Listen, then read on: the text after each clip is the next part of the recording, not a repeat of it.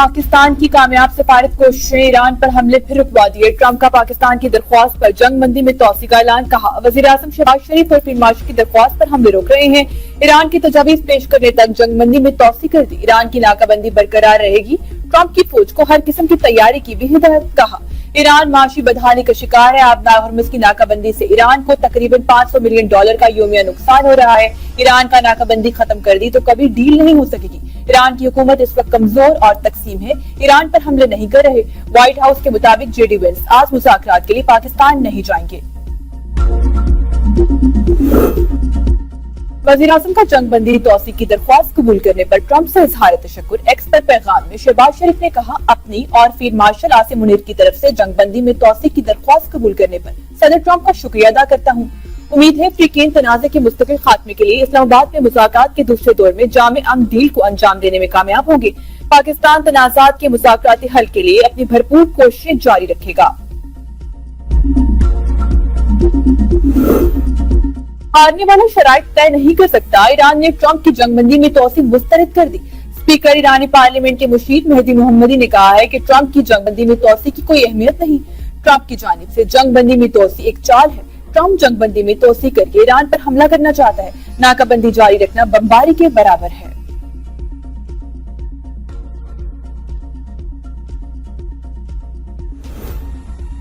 امریکہ کی جانب سے آبنائے ہرمز کی ناکہ بندی ختم کرنے کے اشارے ملے ہیں، اقوام متحدہ میں ایرانی سفیر امیر سعید کہتے ہیں امریکی ناکہ بندی ختم ہونے کی صورت میں اسلام آباد مذاکرات میں شرکت کریں گے، آبنائے ہرمز پر امریکی ناکہ بندی ختم کرنا مذاکرات کی بحالی کے لیے شرط ہے۔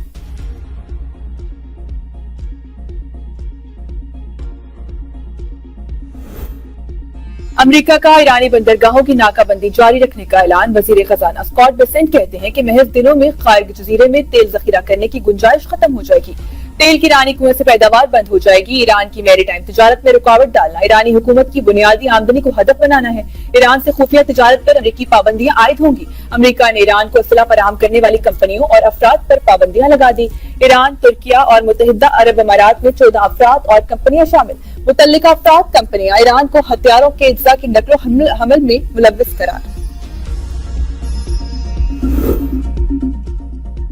امریکی حملے پر طے شدہ اہداف کو فوری نشانہ بنایا جائے گا، ایران کی مسلح افواج کا انتباہ، پاسداران انقلاب نے کہا ہے ہم 100% تیار ہیں اور ہماری انگلیاں اب بھی ٹریگر پر ہیں، ہماری پہلے سے طے شدہ اہداف پر بھرپور اور فیصلہ کن حملے کی تیاری مکمل ہے، اس بار دشمن کو پہلے سے بھی زیادہ سخت سبق سکھا جائے گا، ایران کے خلاف کسی بھی قسم کی جارحیت کی گئی تو ایرانی فورسز فوری اور بھرپور انداز میں اہداف کو نشانہ بنائیں گی۔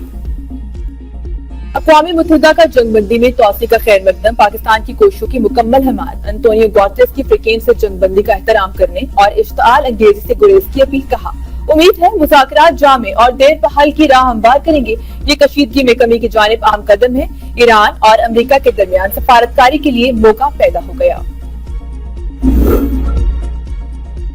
ایران کی اعلیٰ قیادت امریکی فوج کے نشانے پر ہے، امریکہ ایران کے نئے سپریم لیڈر کو بھی قتل کرنا چاہتا ہے، ایران میں اسکول کے بچوں پر حملہ امریکہ کی جانب سے کیا گیا تھا، امریکی نیوکلیئر سائنسدان اینڈریو ہوگ نے امریکہ کی حساس معلومات لیک کر دی، وائرل ویڈیو میں اینڈریو کو ریسٹورنٹ میں بیٹھ کے کسی سے گفتگو کرتے دیکھا جا سکتا ہے جس کو خفیہ کیمرے نے ریکارڈ کیا، ویڈیو سوشل میڈیا پر وائرل ہونے کے بعد اینڈریو کو پینٹاگون سے نکال کر معلوم مقام پر منتقل کر دیا گیا جہاں ان سے تفتیش جاری ہے۔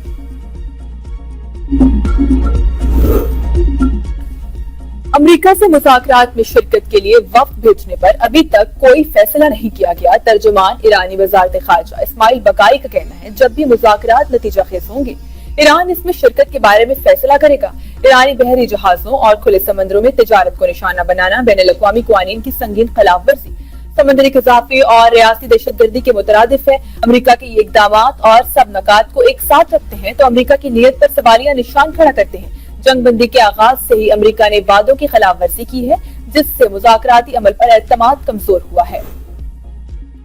امریکہ ایران مذاکرات، ریڈ زون میں تمام وفاقی دفاتر آج بھی ورک فرام ہوم کریں گے، کابینہ ڈویژن نے ریڈ زون کی وزارتوں، ڈویژنز اور سرکاری اداروں کے لیے ہدایات جاری کر دی، تمام افسران اور سٹاف کو اسٹیشن پر موجود رہنے کی ہدایت، وفاقی آئینی عدالت آج بند رہے گی، سپریم کورٹ آج کم سے کم عملے کے ساتھ کام کرے گی، وفاقی دارالحکومت میں ریڈ زون کے علاوہ بیشتر شاہراہوں کو کھول دیا گیا، जुड़वा शहर रावलपिंडी में ज़राई इंतजामिया ने पेशावर रोड पर वाक़ बस स्टैंड की बंद सर्विसेज को बहाल कर दिया। खैबर पख्तूनख्वा असेंबली का अनोखा इजलास आज दोपहर 3 बजे पेशावर के स्टेडियम में होगा। अवाम बराह रास्त सूबाई असेंबली इजलास की कार्रवाई देखेंगे। स्पीकर बाबर सलीम सवाती की ज़ेर सदारत इजलास में वज़ीर आला समेत तमाम अरकान असेंबली की शिरकत मुतवक्की। इजलास का एजेंडा जारी। खैबर पख्तूनख्वा की तारीख में पहली बार सूबाई असेंबली का इजलास अवाम के दरमियान ओपन एरिया में होगा। अवाम से इजलास में शिरकत की अपील। सिक्योरिटी के सख्त इंतजामात। क्रिकेट स्टेडियम की तरफ पुलिस और असेंबली की सिक्योरिटी तैनात। स्टेडियम की लियारी में गैर कानूनी तौर पर 70 दिन में 7 मंजिला इमारत तामीर करने का इंकशाफ इंसानी जानों को दाव पर लगाने पर शहरी सिंध हाई कोर्ट पहुंच गया। जाहिद हुसैन की जानिब से दायर दरख्वास्त में सिंध हुकूमत, SPCA, anti encroachment land department को फरीक बनाया गया। मौक़िफ़ इख्तियार किया गया कि लियारी के इलाके आगरा ताज में बिल्डर की जानिब से गैर कानूनी तौर पर इमारत तामीर की गई। तामीरात में नाकिस मटेरियल इस्तेमाल किया गया। अदालत SPCA को फौरी तौर पर कार्रवाई का हुक्म दे। ट्रंप ने अमेरिकी अखबार वॉल स्ट्रीट जर्नल पर तनकीद। कहा, एक मजमून का उन्वान था, ईरानी ट्रंप को बेवकूफ बना रहे हैं। ईरान गुज़श्ता 47 साल से मेरे सिवा हर अमेरिकी सदर से फायदा उठाता रहा।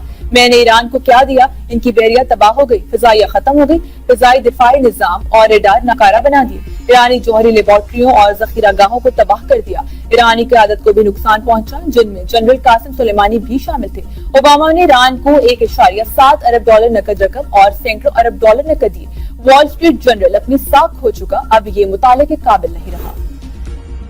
पाकिस्तान की मस्जिद अक्सा की बेहुरमती की शदीद मुज़म्मत। गैर कानूनी इसराइली आबादकारों का मस्जिद अक्सा में दाखिला और झंडा लहराना नाकाबिले मुज़म्मत करार।